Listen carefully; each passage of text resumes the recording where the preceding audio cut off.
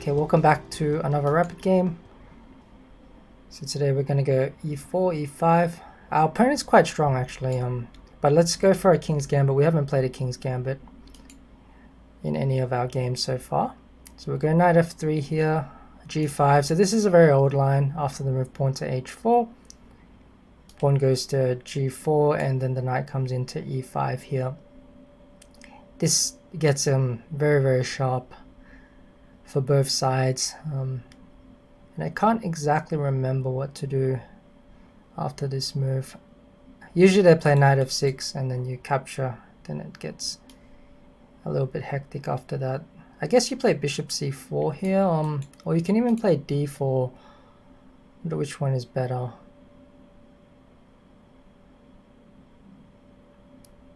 Sure, if I play bishop c4, maybe he plays d5, but then I can just take it. Okay, I'll just go bishop c4. Looks like the more active move. Next move, I'll play the move pawn to d4, recapture this pawn on f4, and maybe try and get something going along this f file, which is so the most important aspect, I suppose, when playing the King's Gambit.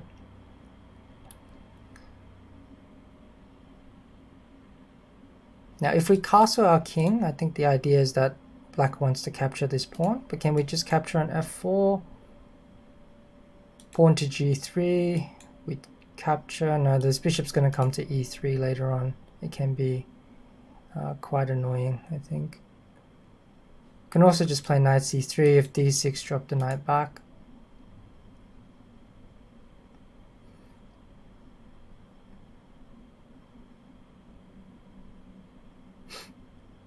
Okay, let's go for this. I mean, this pawn's no longer under any threat. If our knight gets chased, we'll just go back and take it like this. Once we recapture the pawn, we should be a little bit better, I think.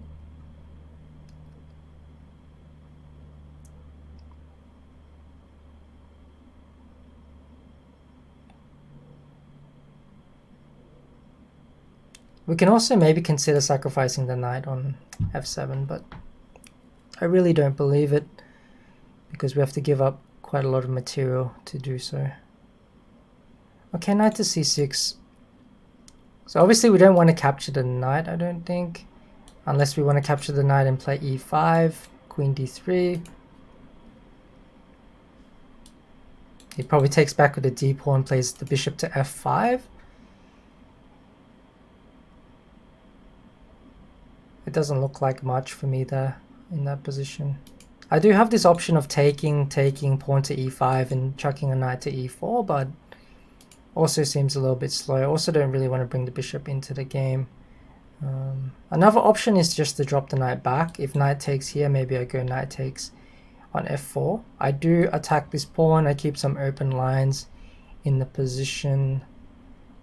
I quite like this option. So let's go knight to d3. I do give up this really important pawn on d4, but I think it's worth it that I get my knight into. So I get rid of this pawn, get my knight into some of these equally good squares. Yeah, okay, gets his knight to this square. But I thought we can sort of maneuver our knight to d5.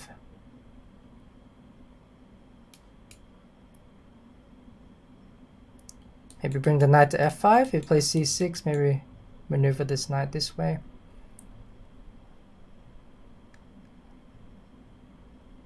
If he allows us, I think we take the bishop and then queen d2 castles queenside. And white should be very, very comfortable there. Yeah, okay, c6. So we can take the bishop, take here, or we can maneuver the knight straight away back. Try to get into one of these squares. I think I'll do that. Knight to e3, knight to f5. Very strange position that we have here.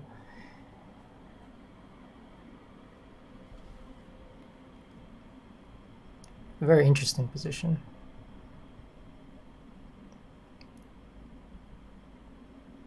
So I mean, black has the option of dropping the bishop back to f8 perhaps, and after knight to f5 try to cover all these dark square weaknesses. Which is probably what he's going to have to end up doing anyway, I think. Because now he can't capture the bishop because we have a intermezzo move where I take here, we check. Okay, so I think he has to play bishop f8, but then after bishop f8, castle's kingside. It looks very, very comfortable for me. My h-pawn is also well guarded. This should be good, I think. I can also try to go queenside here, but it looks safe enough to go kingside. I'll go kingside. I don't see any reason why we can't go kingside. Just keep an eye out on this h-pawn.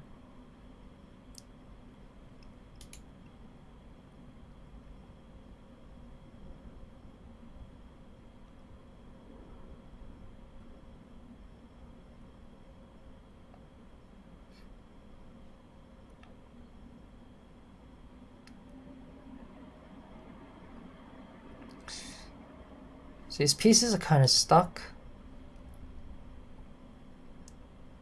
He's still a few moves away from getting everything completely coordinated. Now, yeah, playing the King's Gambit, you always want to be on the lookout for some sacrifices. So I'm always looking out for these sort of sacrifices, but in this case, I don't think it quite works. Can drop the bishop back to d3, try to go for the rook, but I think this bishop belongs on this diagonal. So I'm just going to keep it here for now. If knight goes to c5, I'm thinking the bishop comes out to g5 at some point. Will be quite important. Now this move, I suppose I play a3, give my pieces some breathing room. Take, bishop here, don't think it works.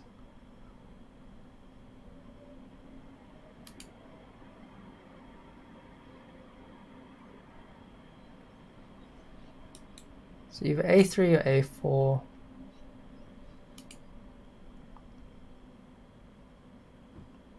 Okay, let's just play a4.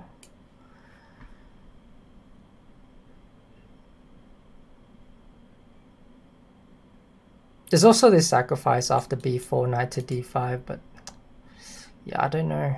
Should we be sacrificing the knight? Takes. I do have rook e1 check.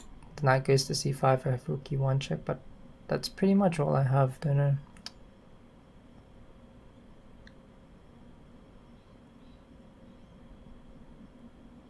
Unless there's some follow-up there, I don't really see much for white.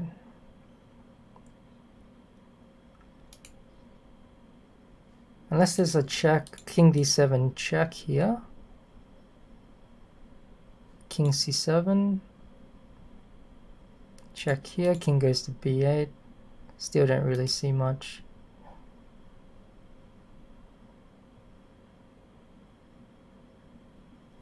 It's tempting, but I don't see anything. Play 92.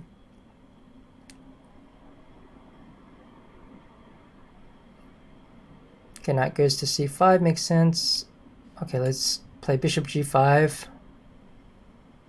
Try to make use of that tempo, but okay, he can also go queen b6. I drop the bishop back to e3 perhaps.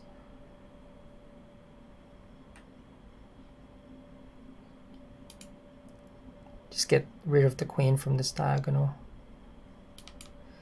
I do really want to keep this bishop if I can.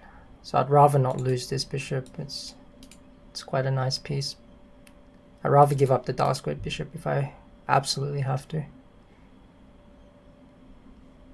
Okay, if he takes here, I just take back the rook.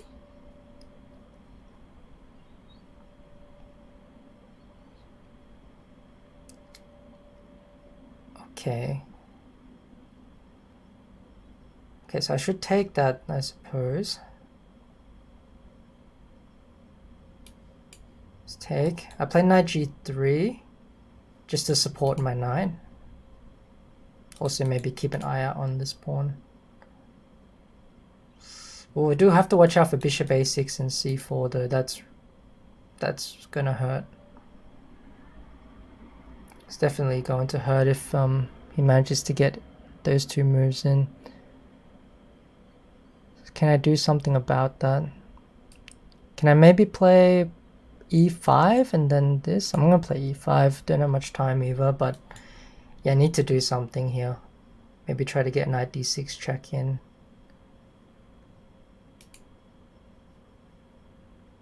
Yeah, queen takes. I was thinking knight g3.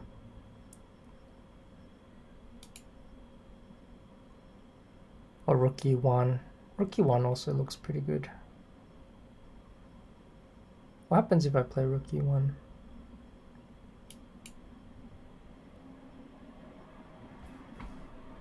So now I can't take the knight because of some discovered checks. This one I think allows knight d4, doesn't it?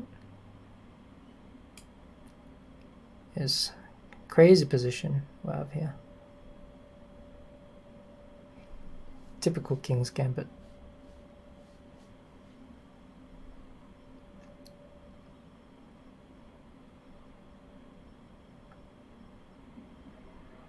Have to watch out for castle's queenside as well. So he can still castle queenside in these positions.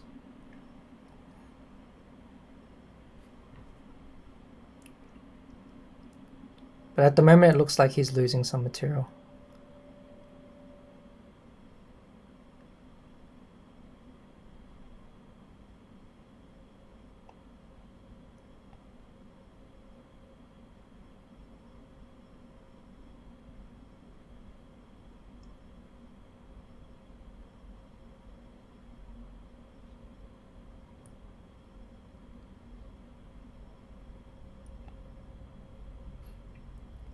Yeah, I think he's gonna have to give up some material here. Okay, should I take with the bishop or take with the knight?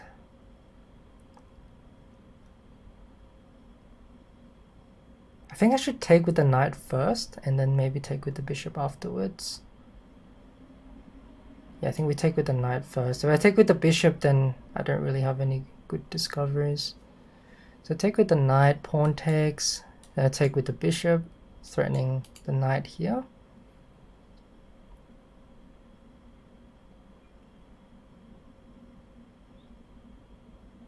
So what's the win here? So takes here, here, I go check, king goes here.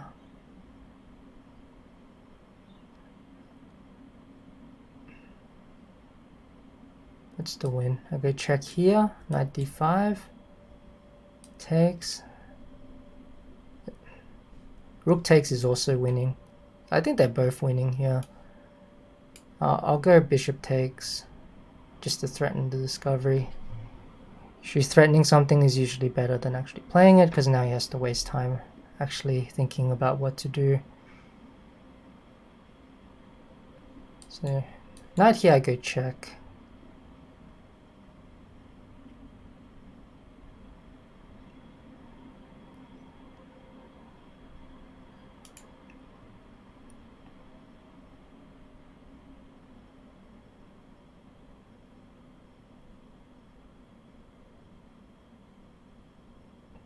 I think he only has one move. I think he has to play the knight there, right? Or not? But this one I can just win the rook. I can also check here. No, but then he goes king to d7. Okay, I think the easiest move is just to pick up the rook.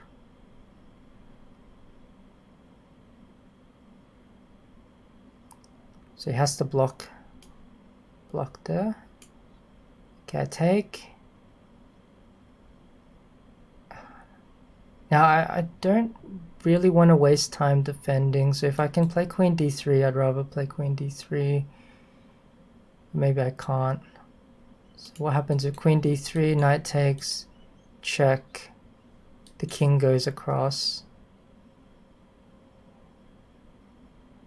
And then do I have check?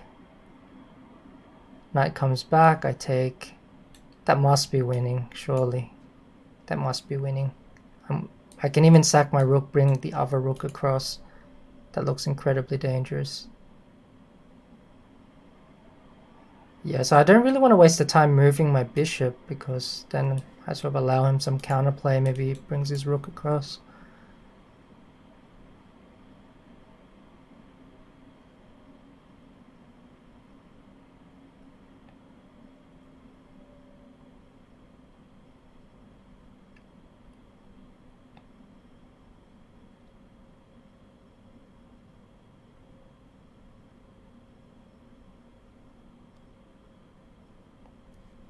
So he takes. My idea is to check. So if he goes here, I have check. And then I pick up the knight. So if he goes there, my idea is to go rook here. And I thought this would be winning. Yeah, hopefully it's winning. Because I didn't calculate anything else. So if I go rook across, and then take. Maybe it's not winning. Rook takes. Okay, I'm just going to play rook here. I think maybe queen takes might have been better actually.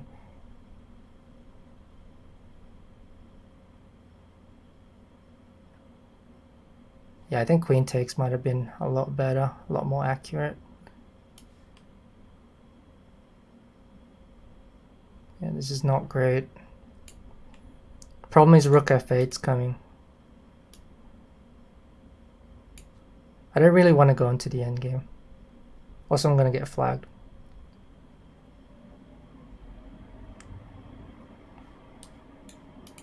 Have to check.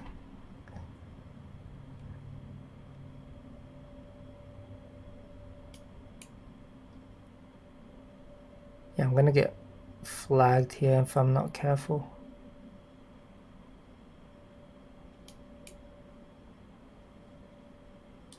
Check here. Yeah, I'm not sure. Or maybe I check. Yeah, I'm not sure. Okay, let's have a look at that game. That was a very interesting game actually. Go back from the start.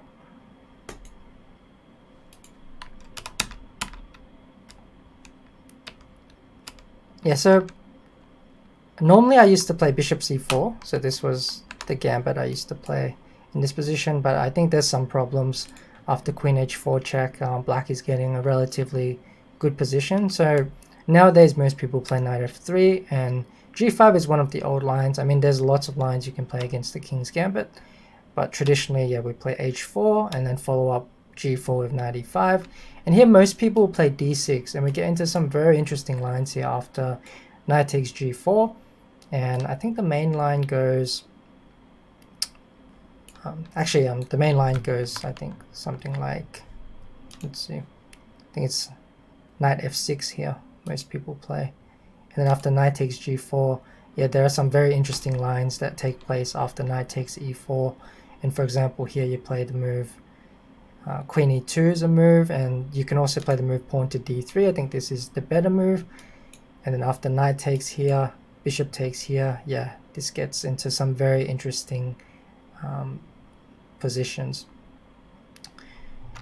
For example, let's say queen e7 check, bishop to e2, and then there's some line knight takes rook, and then bishop to g5, and yeah, there's knight f6 check coming in a lot of positions as well. So both sides have to be very careful because you can get into a bad position really quickly. And if knight takes, I think there's queen check, and after this knight check, king here, bishop takes c7, knight d5 check. You pick up the queen, but your king is a little bit misplaced, so there's still chances for both sides here. But after the move pawn to h5, so we go bishop c4, rook to h7, pawn to d4, bishop h6, knight c3, so this is all fine here. So actually computer wants to sacrifice here, which is something I wasn't really planning to do, but in some positions you can do this just to sort of get some of the pieces off the board. Okay, bishop f4 is a move I didn't really consider, so has been played a number of games here.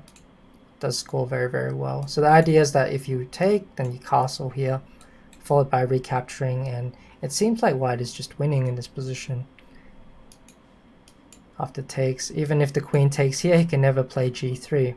So this would have been completely winning. So a lot better than knight to d3.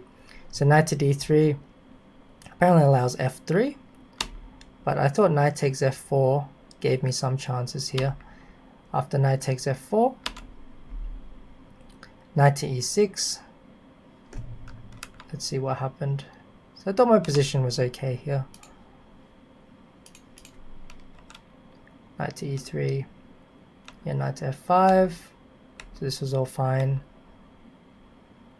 Yeah, this one I wasn't sure about, bishop d3 or bishop to b3. I thought the bishop belonged on this diagonal, but here it's saying bishop to d3 was also another option, just to go for this rook and try to make it move. But I like the bishop on this diagonal more. We got a lot more chances. So knight e2, knight c5. So we do still have a very pleasant advantage just because black's pieces are completely tied up. And in this position, after e5, it's fine. I think black had to take here. Yeah, this is definitely better for black than in the game, because he wins important tempo here, and it's probably maybe just enough to defend his position. But I still like this bishop eyeing this diagonal. It's also completely unchallenged, so I quite like that position. After this, rook e1, yeah. So here it says we're winning.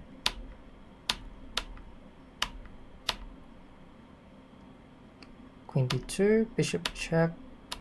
Okay, so this is all completely winning. So I think we missed a win around about here. So okay, rook takes e7. That would have been a very nice... Yeah, this would have been very, very nice. So I didn't see this move in time. So this definitely would have been a nice finish. After queen takes, we have rook f1 check. And after king takes, we have rook check here. And the king's just going to get mated wherever it goes. So yeah, that was the finish we needed to find. But after this one, yeah, so we're still completely winning here, of course, because our position of our king is much better. But yeah, I think we were going to get flagged if we played on that position. So